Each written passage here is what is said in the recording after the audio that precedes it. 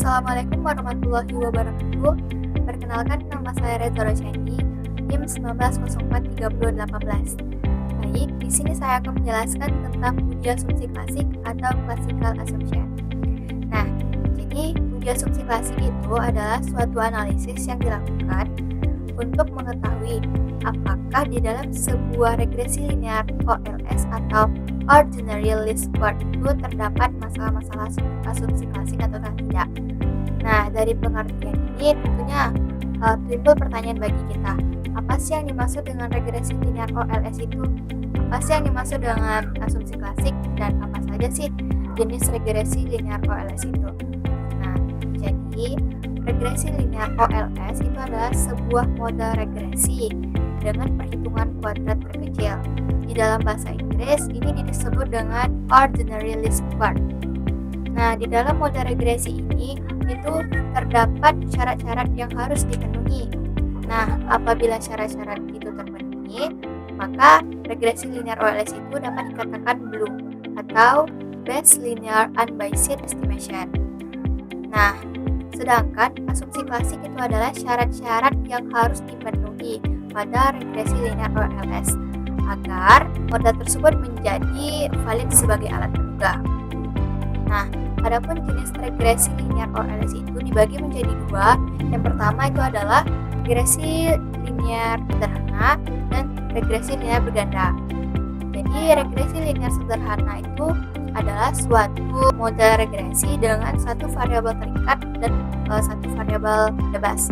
Sedangkan regresi linear berganda itu adalah suatu model regresi dengan satu variabel terikat dan beberapa variabel bebas. Nah, untuk uji asumsi klasik pada regresi linear sederhana itu ada uji normalitas, uji heteroskedastisitas, dan uji autokorelasi, ada 3. Sedangkan untuk yang uji asumsi klasik pada regresi linear berganda itu ada 4. Yang pertama adalah uji normalitas, uji heteroskedastisitas, uji autokorelasi, dan uji multikolinearitas. Nah, dari dua jenis regresi linear ini tentu kita bisa dapat membedakannya. Apa sih perbedaannya? Nah, di sini kita bisa lihat bahwa perbedaan itu pada uji multikolinearitas. Kenapa terdapat hanya pada uji asumsi klasik pada regresi linear berganda? Karena hanya pada regresi linear berganda lah syarat-syarat untuk multikolinearitas itu terpenuhi. Baik, saya akan menjelaskan tentang uji asumsi klasik pada regresi linear berganda. Nah, yang pertama itu adalah uji normalitas. Uji normalitas itu adalah sebuah uji yang dilakukan untuk menilai sebaran data pada sebuah kelompok data apakah berdistribusi normal atau tidak. Nah, uji statistik normalitas ini yang dapat digunakan diantaranya yaitu yang pertama ada Chi-square, Kolmogorov-Smirnov, Shapirovic, Jarkov-Bera. Nah, untuk hipotesisnya itu jika H0 berarti itu berdistribusi normal, dan jika HA maka itu tidak berdistribusi normal. Nah, dengan ketentuan jika perhitungan sigmanya itu besar daripada alfa maka berdistribusi normal, dan apabila jika perhitungan sigmanya itu kecil dari alfa maka itu berdistribusi tidak normal. Nah, untuk yang kedua itu ada uji autokorelasi. Uji autokorelasi ini digunakan untuk melihat apakah ada penyimpangan atau tidak pada asumsi klasik. Nah, autokorelasi ini yaitu korelasi yang terjadi antara residual pada suatu pengamatan dengan pengamatan lainnya pada regresi linear. Prasyarat yang harus terpenuhi adalah tidak adanya autokorelasi dalam model regresi. Metode pengujian yang sering digunakan adalah uji Durbin-Watson atau uji DW. Dengan ketentuan yang pertama itu jika D-nya itu kecil dari DL atau besar dari 4 dikurang DL. Nah, maka H0-nya ditolak, berarti terdapat autokorelasi. Yang kedua, jika terletak antara DL atau DU atau antara 4 dikurang DU dan 4 dikurang DL, ya berarti tidak ada autokorelasi. Nah, yang ketiga, jika D terletak antara DL dan DU atau di antara 4 dikurang DU dan 4 dikurang DL, maka tidak menghasilkan kesimpulan yang pasti. Ini dapat disimpulkan di dalam uji autokorelasi ini nilai DU dan DL-nya itu dapat diperoleh dari tabel statistik Durbin-Watson atau DW yang bergantung banyaknya observasi atau pengamatan dan banyaknya variabel yang menjelaskan variabel bebas. Nah, untuk yang ketiga itu adalah uji multikolinaritas. Uji multikolinaritas ini adalah adanya hubungan linier antara variabel bebas dalam regresi ganda.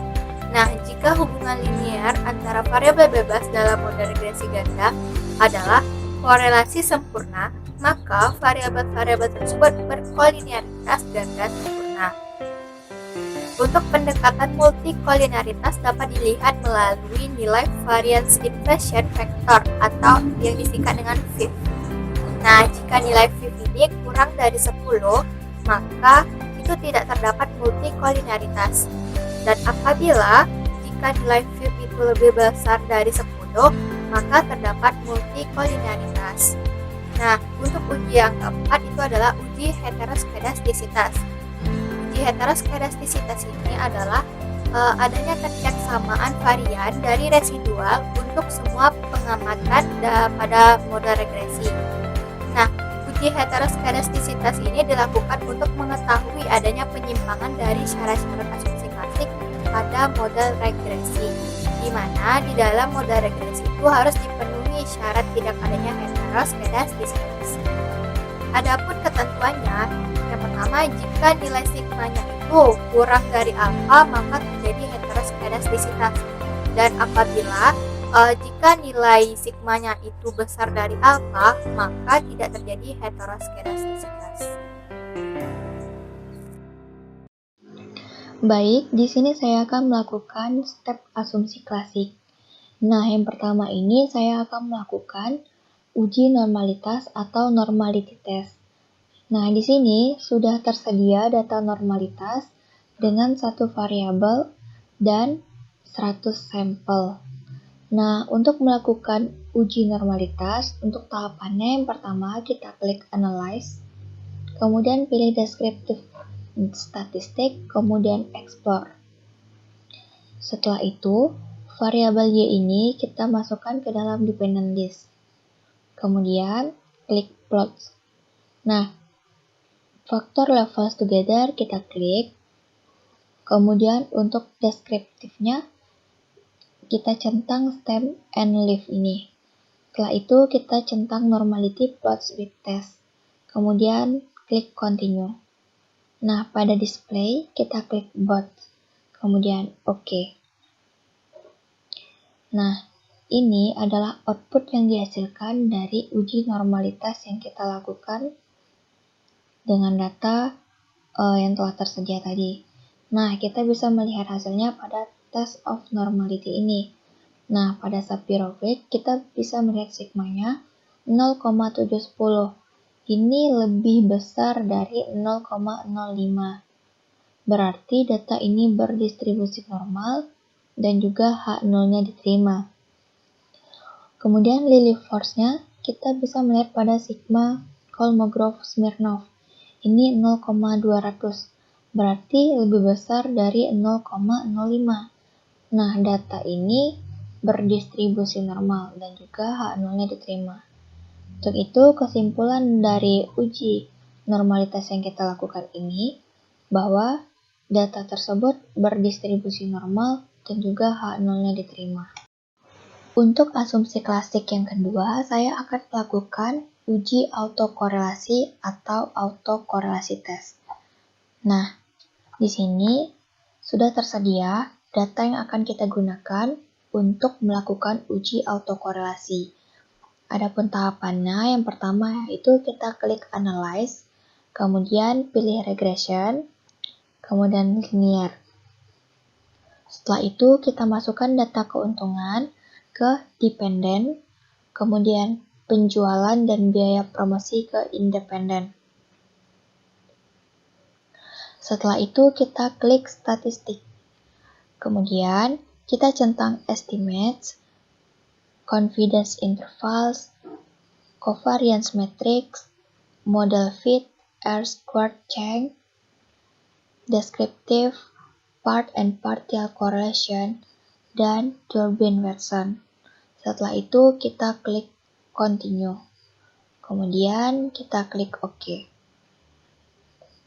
Nah, jadi ini merupakan hasil dari uji autokorelasi yang kita lakukan tadi. Nah, kita bisa melihat di sini pada model summary-nya itu Durbin Watson-nya adalah 1,641, di mana pada titik-titik signifikansi DL dan DU 5%, maka nilai DU 1,59 dan DL 1,35. Nilai N sama dengan 36, serta K atau variabel bebas sama dengan 2. Maka nilai 4 dikurang DU 2,41 dan 4 dikurang DL 2,65. Nah, dapat disimpulkan bahwa residual tidak mengandung autokorelasi. Untuk asumsi klasik yang ketiga, di sini saya akan melakukan uji multikolinearitas atau multikolinearity test. Nah, di sini datanya sudah tersedia, yang mana data ini juga kita gunakan sebelumnya pada uji autokorelasi. Nah, untuk tahapan melakukan uji multikolinearitas, kita klik Analyze, kemudian Regression, dan Linear. Setelah itu, untuk data keuntungan kita masukkan ke dalam dependen. Penjualan dan biaya promosi kita masukkan ke dalam independen. Nah, setelah itu kita klik statistik, kemudian centang estimate, confidence intervals, covariance matrix, model fit, R-squared change, descriptive, part and partial correlation, collinearity, diagnostic, dan case-wise diagnostic. Kemudian continue. Setelah itu OK. Nah, ini muncul output yang dihasilkan dari uji multikolinearitas. Sini kita bisa melihat pada koefisien nilai VIF-nya untuk kedua variabel bebas yaitu penjualan dan biaya promosi adalah lebih besar dari 10, yang artinya model tersebut mengandung multikolinearitas.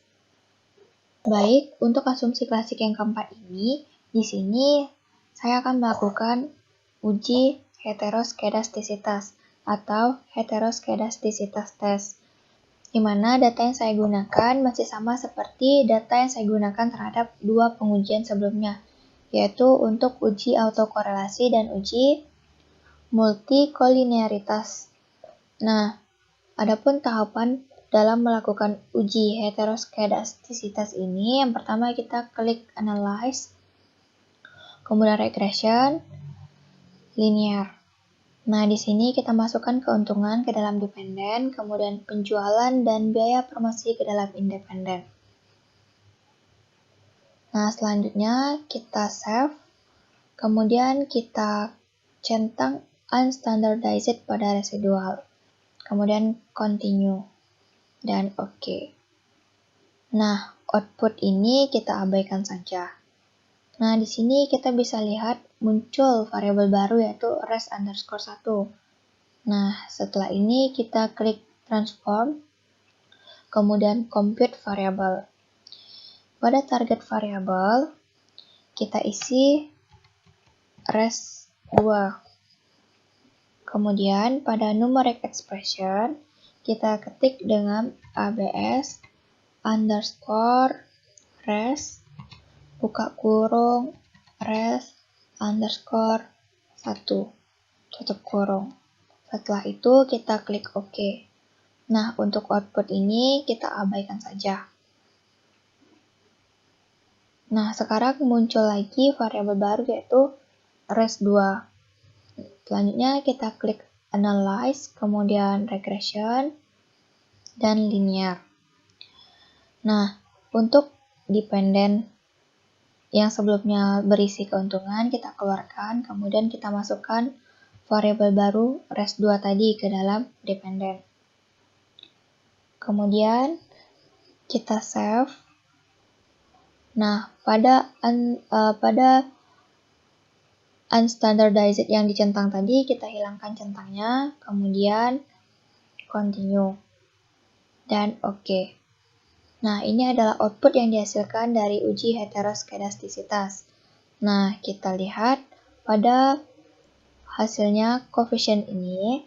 Nah, di sini dapat kita simpulkan apabila nilai signifikansi itu lebih dari 0,05, maka tidak terjadi gejala heteroskedastisitas.